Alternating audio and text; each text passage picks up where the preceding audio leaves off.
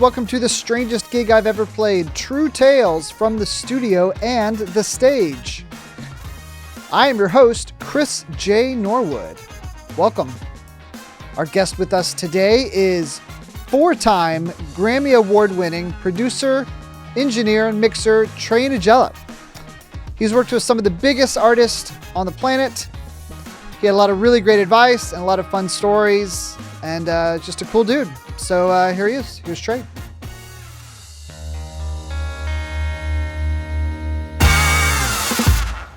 Yes, hello, and welcome back to The Strangest Gig. I know we're a little bit late this month. Hope you'll forgive me. Hey, I'm a one-man show here, and sometimes life gets in the way. Again, this is The Strangest Gig. I'm your host, Chris J. Norwood. Before we get to Trey, I would like to take a second to tell you I've got a new EP coming out. It is a bonus EP full of alt versions, demos, a live track, all from our debut album from Chris J. Norwood and the Knockdown Dragout. The first track on the EP is a remix of our song Dancing in the Kitchen, and it features Dallasite Quentin Moore on lead vocals. He killed it on the lead vocals. He sounds awesome, and I can't wait for y'all to hear it. It comes out Friday, March 28th. You should go follow us on Spotify right now, and you'll be notified as soon as it drops. And to celebrate, we're having a show. We'll be back at Sundown at Granada, Sunday, March 30th. It's going to be a fun show full of good music, good soul, good times. We've also got the great Dallas comedian Paul Varghese opening. It's going to be quite a night. Please go get your tickets now, chrisjnorwood.com/shows. And we'll see you there. He's a four-time Grammy Award-winning producer, mixer, engineer. Trey Nagella had so much good advice and good stories, and I want to go ahead and get into it. So here he is. Well, Trey, thank you so much for being on the podcast. We'll go ahead and jump in. Tell me about your current gig, what you do currently.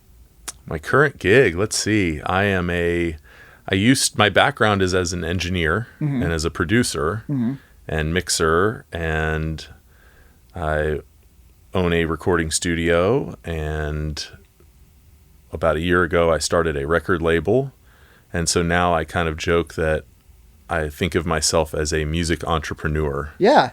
More than any one particular thing, more than I'm a guitar player, I'm an engineer.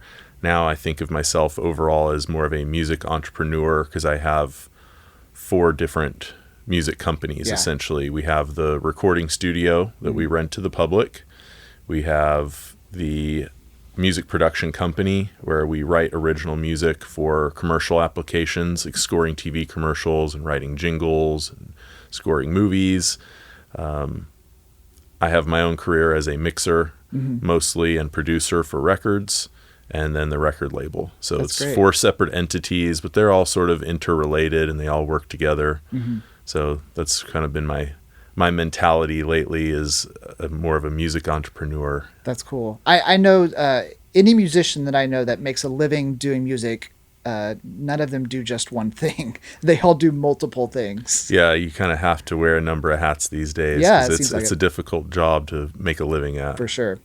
So I want to talk about the studio, Luminous, right? How long have you been at Luminous? So Luminous Sound I have a partner that originally started it in his back bedroom in the 80s. Yeah. And it was not originally called Luminous Sound, but his last name is Loomis. His name's Paul Loomis. He's a composer. He started that entity in the, I think, earlier mid-80s, and it was like a home studio back then. Before everyone had laptops and home recording equipment. And he started out doing ad music? Yes. That was his thing, yeah. And he transitioned outgrew the home and moved into a commercial space in 1990. Then had a lot of success as one of the people who developed Vanilla Ice and here in Dallas, and scored some big movies and did that for about the next decade. And then in 1998, he had the opportunity to pitch for the business to do the Dallas Mavericks NBA team. Yeah. And brought in, at the time, before Mark Cuban owned it, Ross Perot and a lot of other big people owned the team. He brought them in and gave his big sales pitch, and he did not get the job. And afterwards, he wanted to know, had a post-mortem with the guys and was like, why didn't I get the gig? And they said, you're in this dumpy little studio off I-35 in a warehouse area. And these are like billionaires of the NBA team. Right. And they ended up going with the Richards group. Of course. And so one of the guys trying to be a friend said, hey, you know, let me help you and I'll get you out of this little warehouse area and we'll get you into a nice office building over here on the tollway.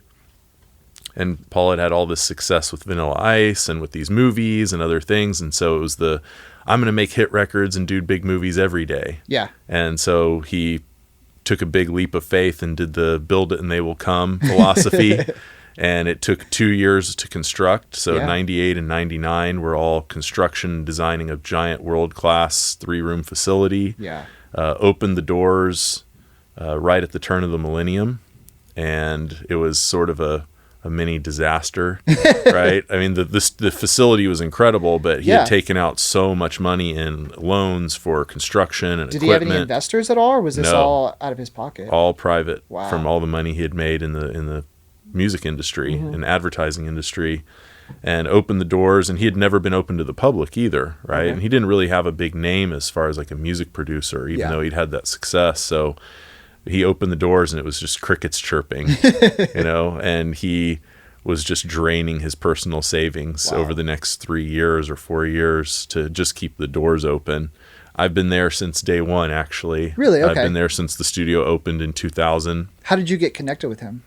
When I was a high school kid, I met him. When I was a junior in high school, I had a little garage band, you know, and we pooled our money and went into a local recording studio in Dallas. Nothing ever happened with the recording. You know, we were just kids, but it was my first experience in a pro studio. And I just thought it was the coolest place ever, and I had to be there. And then my senior year in high school, they had a program where you could get off campus and do a non-paid internship. Yeah. And so I literally went through the yellow pages. I'm going to date myself, but it was pre-Google, right? Where you had to open the yellow pages and go to recording studio. And I just started cold calling recording studios and giving them my little spiel about I'm a high school honor roll student. And I got rejection. And I got all the way down from A to L. And I met Paul with his last name. And he gave me a shot to intern at his little dumpy warehouse studio. Yeah. And I interned there my senior year in high school. Post high school, I went to Florida and I went to a school called Full Sail in Orlando. That's like a music production school. And my timing was just pure luck that the 2 years I was in school out there were the 2 years he was constructing the new facility. Yeah. So I moved back and started there as kind of the low guy on the totem pole. And worked your way up. And worked my way up. There were 2 other much more experienced older engineers that I got to learn from. And over the years, I worked my way up. And fast forward 25 years now, I've been there, and now I'm the owner. That's awesome. As Paul's kind of gotten to that age where he doesn't want to do this as much. Sure. And does he have plans to retire? He's a very active guy and doesn't really ever want to retire, but he's getting to that point where he doesn't want to work that much. He's not in the office every day. No. Yeah. And good for him, you know. Yeah. He teases me that, you know, he feels bad sometimes because I'm working so hard and he's not. And I joke and say, you know, it's totally fine. You've earned it. And when I'm your age, I want to be doing that. So take advantage of it. For sure. So yeah, it's been a long journey. But the studio's been there 25 years now, which is quite an accomplishment. Most music related businesses and studios don't really make it that long. For sure. So well, and in really Dallas, lucky. It's one of probably less than a handful that are certainly that size and that state of the art, I guess, for lack of a better phrase. But you know what I mean? There's just not many big facilities like that can handle. There's nothing in Dallas quite like that. Now there's other great studios, and I'm friends with a lot of the other studio owners, and they're great people, and they have really cool rooms. But nothing quite like what you would find in LA or Nashville or something like that, like on that kind of level of what I consider a world-class place. Well, and that has helped, like, you know, so y'all have had some really big name artists come through, and that kind of helps attract those. Like, what do artists come through and kind of rent out a week, or is it just kind of, hey, we're in town? When I say big artist, I mean like the Lady Gagas. Right. Yeah. being Dallas and not LA, most of them aren't camping out for months at a time and making their album here, unfortunately. But Dallas is the top 5 radio market. Yeah. So any big artist that goes on tour is typically going to come through Dallas and play a show at the American Airlines Center or AT&T. So a lot of these artists are on tour for 6 months or more at a time, and they can't just stop production. Yeah. So wherever they're at on tour, they'll stop for a day or two and work at a big studio. Yeah. So we get a lot of the big artists as they come through on tour, and they'll stop for a day to 2 or 3 or 4. We do have some people, like this coming week, I have a major artist that locked out the room for the entire week. Yeah. So we do get a lot of that, but usually it's a short stint. Yeah, that's cool. But that happens pretty regularly. I mean, every month to 2 months, we'll get a really big, A, B-list type celebrity that comes in and locks out a couple days. What's the difference in working with like an A-list artist like Lady Gaga, for instance, versus, the most people that may come in and lock out a week? The average. Yeah, the average local artist? Yeah, sure. What's the biggest difference? I mean, other than maybe like the entourage and that sort of thing. I mean, do you get much of that where they come in with an entourage? And we do.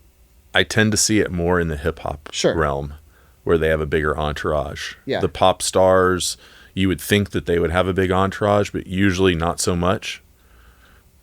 Usually it's them and a manager, somebody from the label. They might have 1 or 2 people, but it's not a huge crew.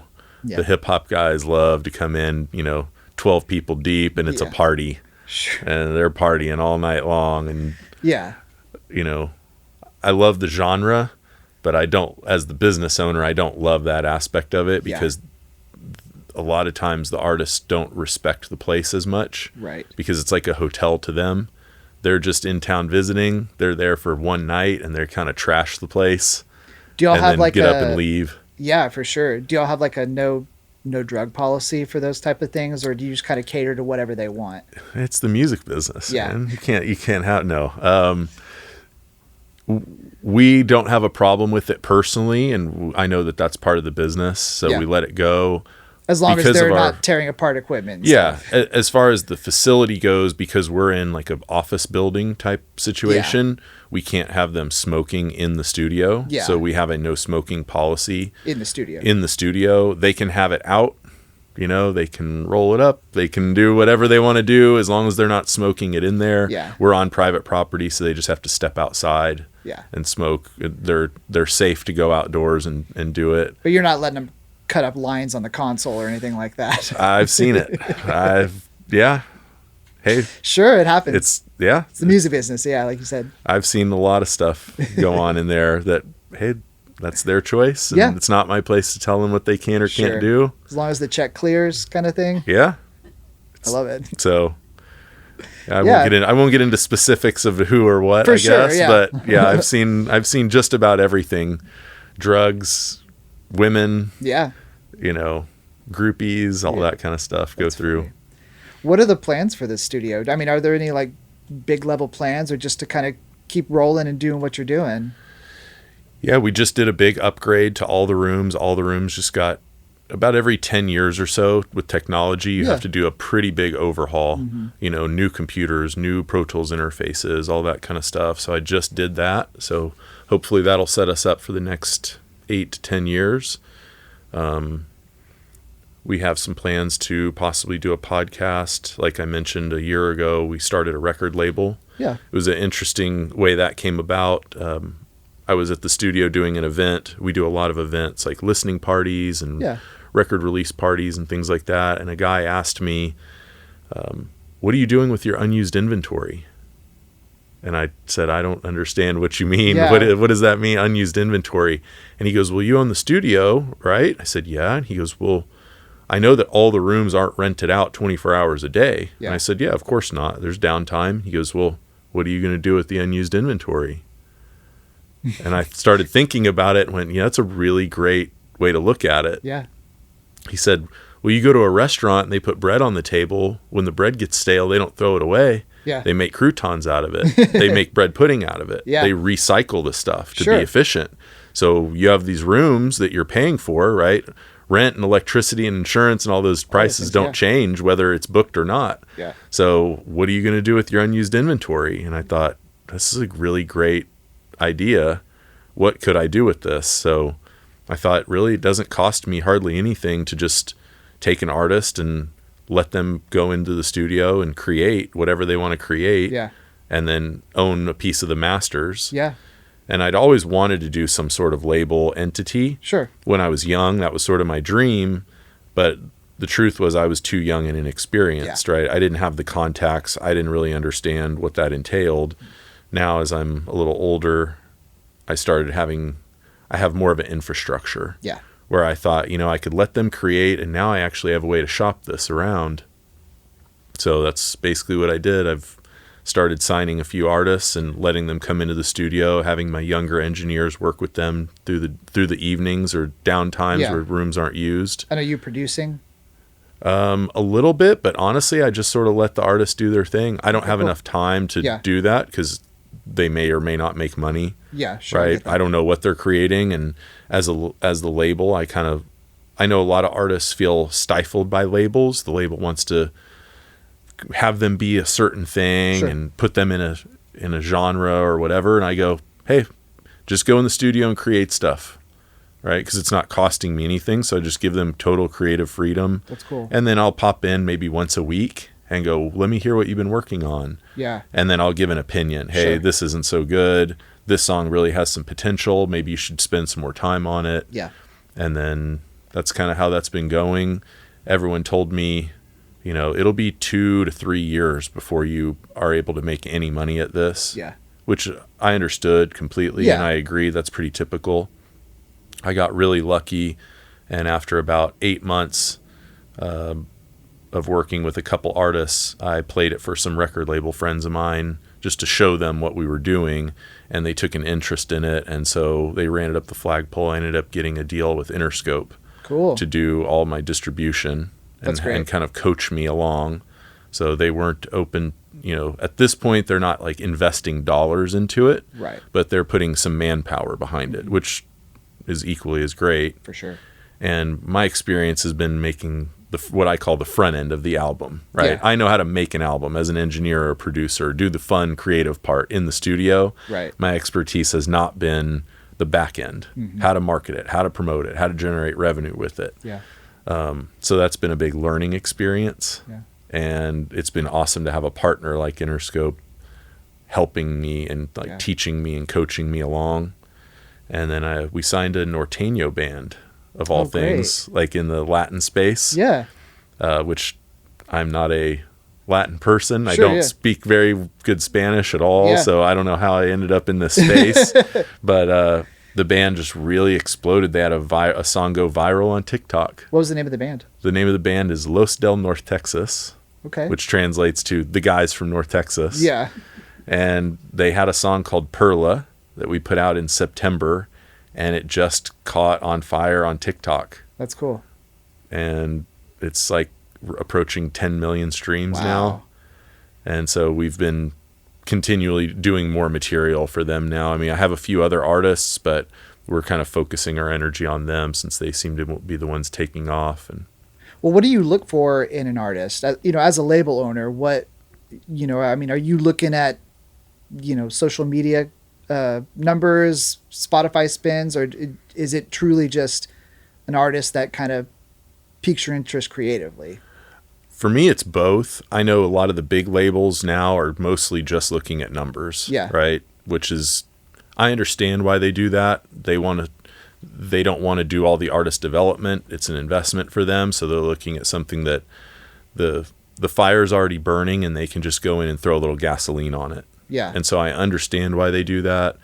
But, I like the old school method too, which was the artist development. Yeah. Back in the 60s, 70s, 80s, they would find an artist and that they thought had potential and then try to develop them and nurture them. And not drop them even if, their first album wasn't a mass hit. Not drop them, but wait. It wasn't all about singles and radio hits back then. It was about developing a a culture and an aesthetic and all that for an artist. So for me, it's a little bit of both. I mean, it's a business, so I have to kind of watch. You got to weigh both up. Yeah. Yeah, and see that, you know, I have an artist that I think is very, very talented and has a lot of potential, but they're not doing a great job of working their own social media. Yeah. Which is the best free promotion you can possibly have. So, you know, we've had a conversation and said, look, me as the label and my team are not going to work harder than you at your own career. Yeah.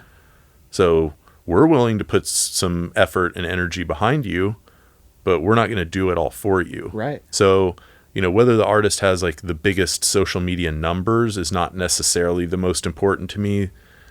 It's more about, are they working their audience? Okay. Yeah. I would be fine if they have small numbers, as long as I see them constantly engaging and posting and working and growing it. It's okay if the numbers aren't massive. Yeah. But they're progressing. That's great. If you have big numbers, but you don't really post a lot and your content is poor, it's like you're not really working here. Yeah. You know? So do you see a time where like some of the bigger labels might get back to more of an artist development mindset, or do you think they're pretty locked in right now to not wanting to, because like you said, they seem to not want to, you know, they don't want to take the risk on an artist that hasn't proven themselves according to a certain metrics, right? Like, so, I mean, what would it take for some of those labels to maybe get back to more of a development mindset? I hope that they do. I mean, I can't speak for them. This is that part of the industry and aspect of the music business is still new to me relatively. I mean, I've been around it for 25 years, but being on this side of it's a little bit new. So I can't really say what they're going to do. I think hopefully they'll go back to that. You have an artist like Billie Eilish, for example, who's now obviously a giant superstar, but when she started, you know, they signed her to develop an aesthetic. They knew they weren't worried about radio singles so much. But she had already had a massive hit with Ocean Eyes before she was signed. I mean, that was already a viral hit. Yeah, it was on SoundCloud. But still a viral hit. Yeah, she had like a few 100,000. It'd be the equivalent of like a few 100,000 streams. Yeah. On SoundCloud. And when they signed her, I've talked to some people in that circle, and they said, you know, we didn't sign her purposely thinking we're going to create a bunch of big singles. Gotcha. We're going to sign her based on like a certain aesthetic, like a mood, her look, her vibe in general, and kind of cultivate that. So, I mean, obviously, they've had some big hits, and that's important. But I think that deep down when they first started developing her, it wasn't, hey, this girl's going to have a big pop song. Yeah. Right? It was, we see her as an artist and let's sign and develop her. You know, and there's stories like Alicia Keys, which I know that was a few decades ago that she started her career now, but they signed her and had her in artist development for years before the first album even came out, as far as if my understanding's correct. You know, they put her in piano lessons and voice lessons and all this kind of stuff and developed her. So I think some of that's still alive. Obviously it's dwindled off since someone like her, you know, in the early 2000s. Do you think it's important for artists, like you said, Billie Eilish has, she's got a whole vibe. It's not just that she writes and sings good songs. There's a whole persona. Do you think that's important for artists to have? I think that's super important. Yeah. Because I think that's what people are buying into. You know, that the fans are buying into, I don't want to say a character, because that makes it sound like they're being fake, when I don't think they are, but they're buying into the person as a whole, right? And that's why it's not just the music, it's like the whole look and the fashion and everything that kind of goes along with it. Yeah.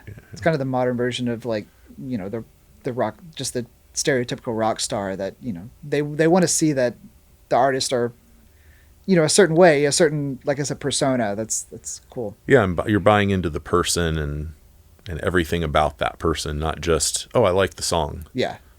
Especially now when everything is so, like, ubiquitous and you see so much more, right? Like, you can't just get away with, you know, being mysterious and not having any sort of presence. Yeah, and I think if you have one song, that's great, but then it would fizzle out eventually. Yeah. You know, if you don't you have to have something to draw people in that make them want to engage with you.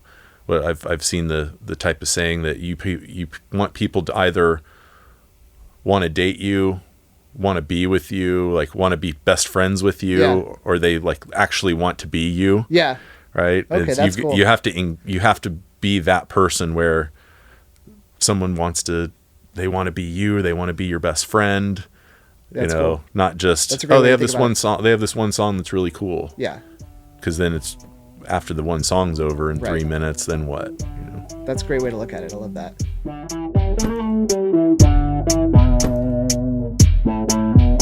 So you were talking before we started recording. That you were just at the Grammys. What were you nominated for? This year it was Best Traditional Pop Album for an artist named Aaron Lazar, who Aaron is a Broadway star. Okay.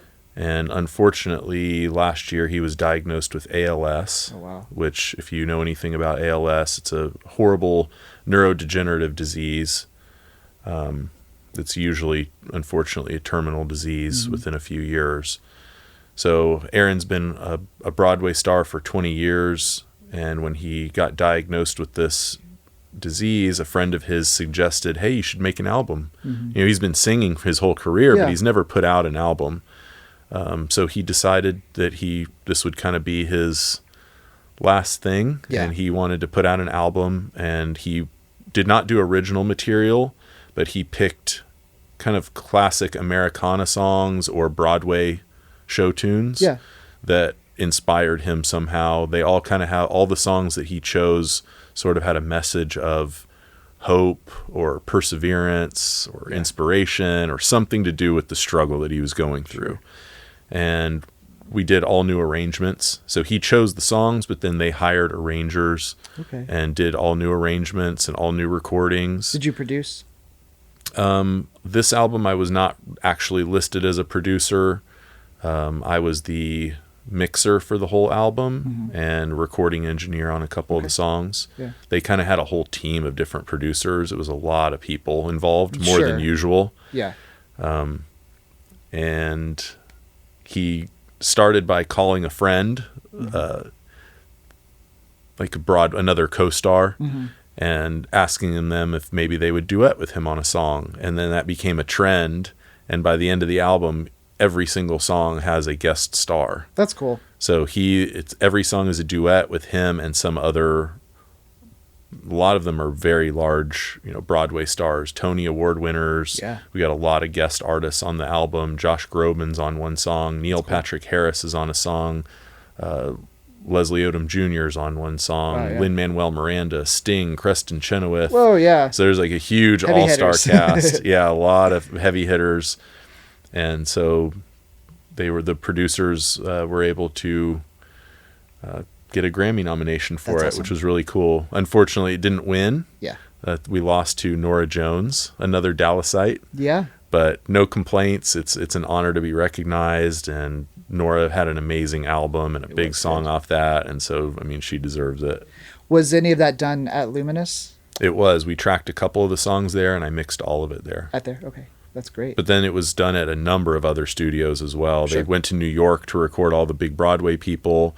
They flew to LA and did some stuff there with some of the tracking because the arrangers were there. Yeah. So that was an interesting challenge, having it done at so many different studios by so many different people, and everything had to be kind of pieced together. Yeah. So I was just given 1,000 puzzle pieces and, put it all together and make it work. Yeah. And so when you have someone's vocal recorded in New York by one engineer and then another guy's vocal recorded somewhere else. And then, what's your process? How do you make something that's so literally scattered across the country? How do you make it, as a mixer, how do you make a cohesive sound? That's really the challenge. Yeah. I don't know that there's any secret. It's just, how do we make this vocal and that vocal sound like they're in the same space when they were recorded at very different times or places. And then there's a lot of opinions. The arrangers had opinions. The producers had opinions. The artist has an opinion.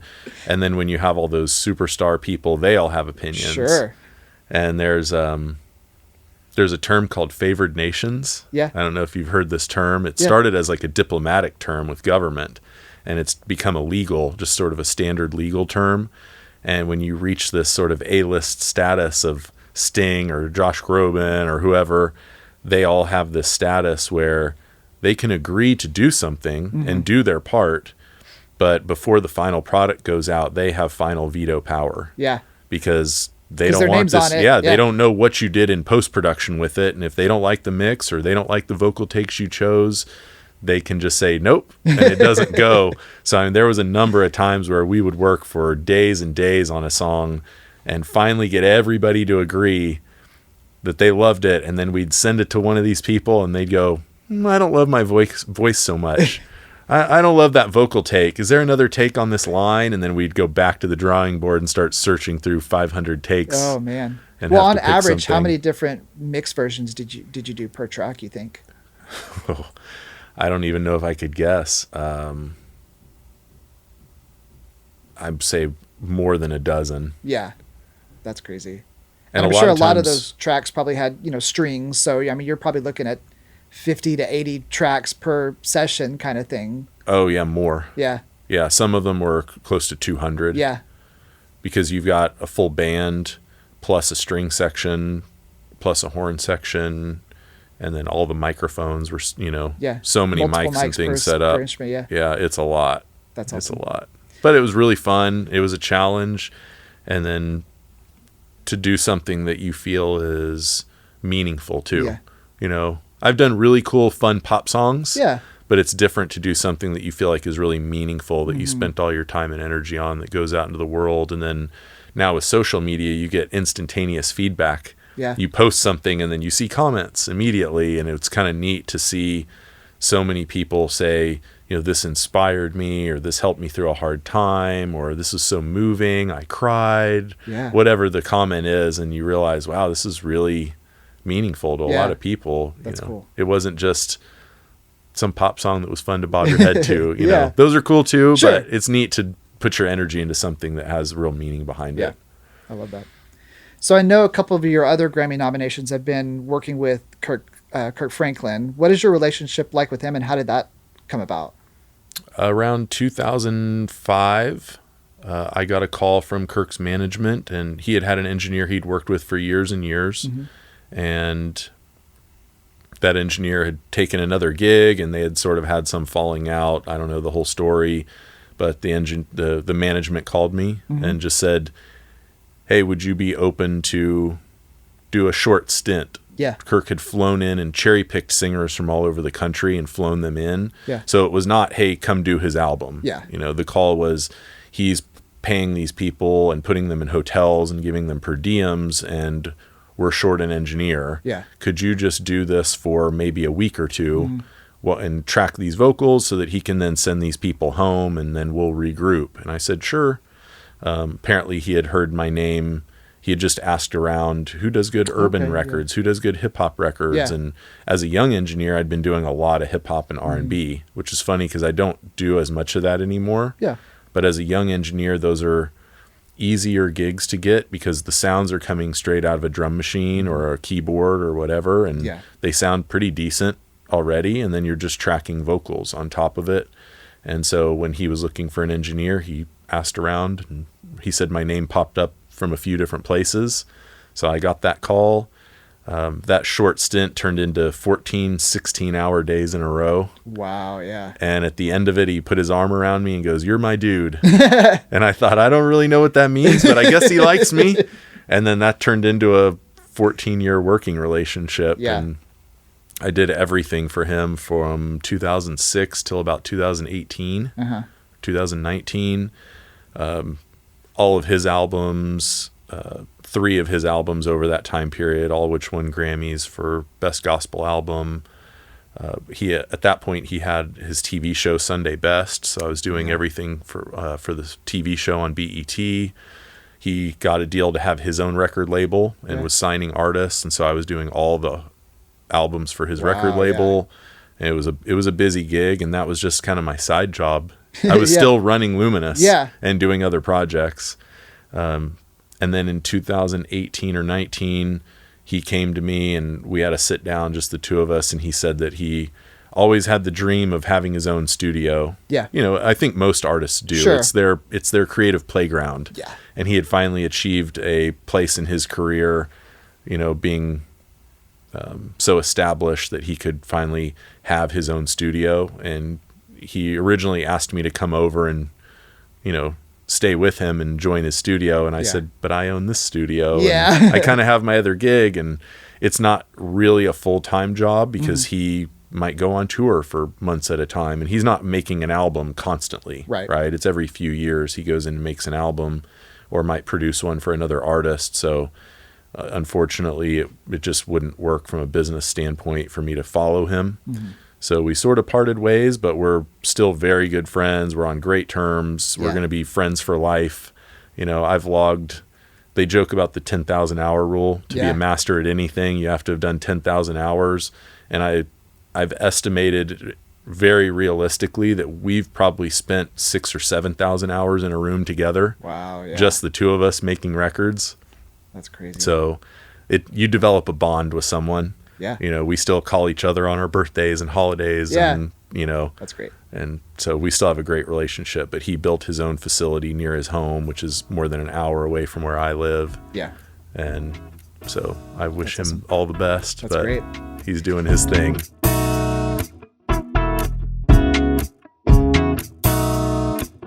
So let's talk about, you kind of alluded to it before, but tell me now about the strangest gig you've ever played, produced, mixed. That can mean, you know, a bunch of different things. You've been in so many different aspects of the music business now. So what's the strangest gig? Well, based on the title of the podcast, I knew that question was coming. What funny stories can I tell? And you can tell more than one. What am I allowed to say? You're allowed to say whatever you want. The question I get most of the time from people is like, who was the biggest jerk? You know, who was the nicest person? All those kinds of things. And I never want to throw anyone under the bus. I've seen a lot of funny things in 25 years, so it's hard to narrow it down. I mean, I have the first things that pop to my mind that are funny stories are, you know, artists that have like really interesting riders. Oh yeah. I've seen a lot of those. I've worked with Lil Wayne probably 4 or 5 times, and the guy is like a sugar addict. Oh wow. It's crazy. You know, I don't know how he functions. He just, everything on his rider is candy and sodas and like stuff you'd find at a gas station. You know, that's awesome. It's really funny. I literally, the first time I did it, we laid everything out. We got everything on his rider and we laid it all out real nice and pretty and had it out in the studio for him when he arrived. And I had to take a photo of it because it was just a giant pallet of candy and sodas.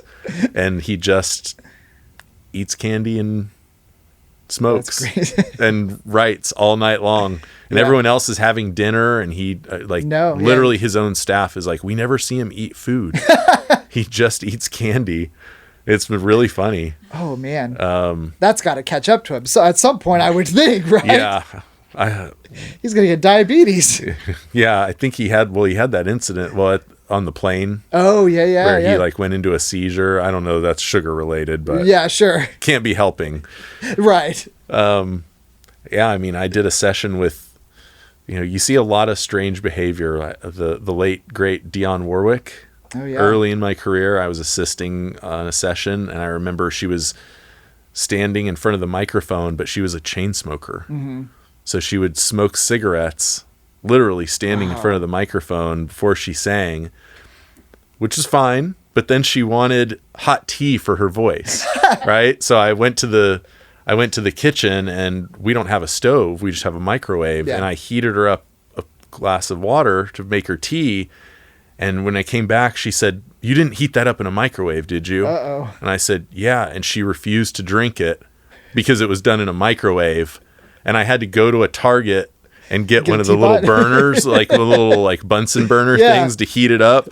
And I'm thinking, how ironic is this? You know, that you'll smoke cigarettes, but you won't drink tea that was heated up in a microwave because you're worried about your voice. You know, these are the funny things that you see with artists.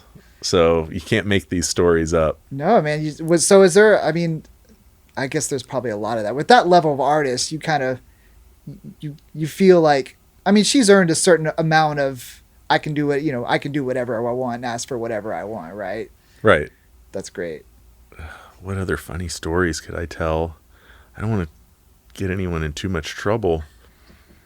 I did some sessions I did an album with Blake Shelton. I did the Hillbilly Bone album.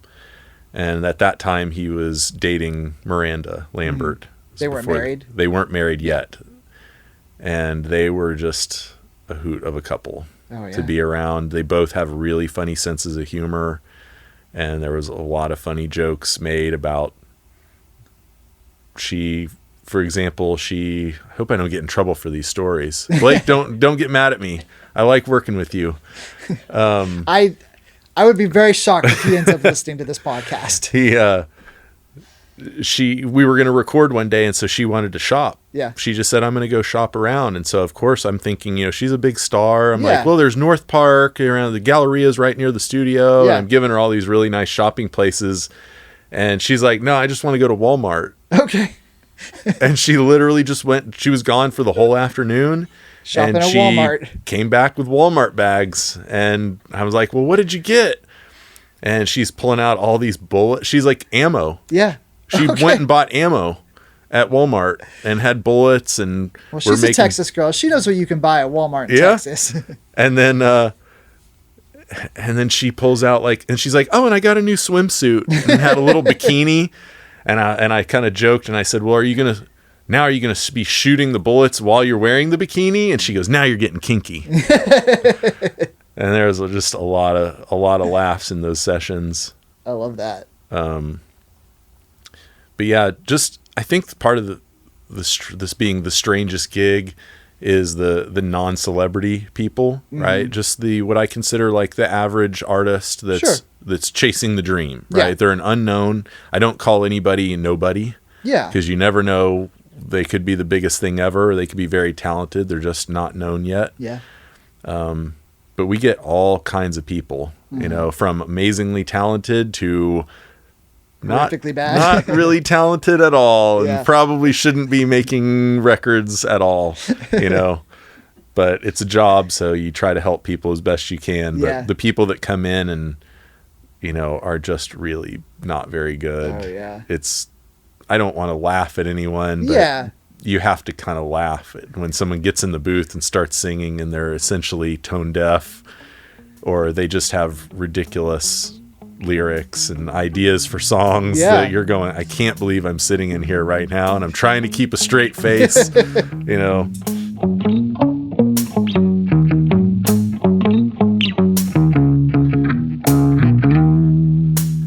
Tell me now, as we kind of wrap it up, tell me about your dream gig, dream artist to work with, dream studio to work in, whatever that means to you, dream gig, whatever that means to you.